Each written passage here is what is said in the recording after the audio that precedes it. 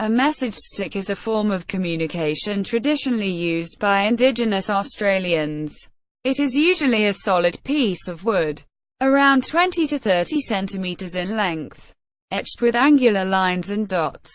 Traditionally, message sticks were passed between different clans and language groups to establish information and transmit messages. They were often used to invite neighbouring groups to corroborees, set fights and ball games.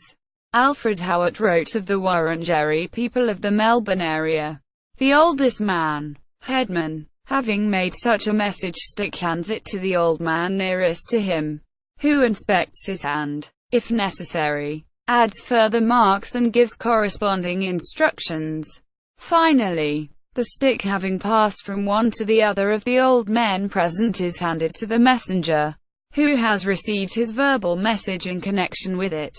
If any duration of time is connected with the message, or if an enumeration of stages or camps is made, a method is used. See Australian Aboriginal enumeration. To explain this, they are often commonly called letters by Aboriginal people.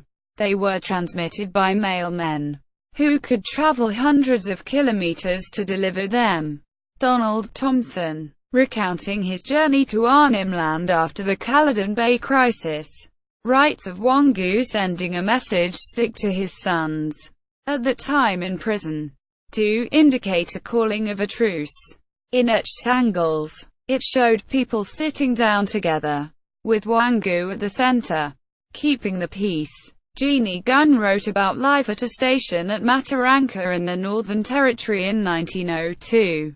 Then he, Goggle Eye, showed me a little bit of stick with notches on it, and said it was a blackfellow's letter stick, or, as he called it, a yabba stick. It was round, not flat like most other letters, and was an invitation to a corroboree. And there were notches on it explaining what sort of corroboree it was, and saying that it was to be held at Duck Creek. There was some other news marked on it.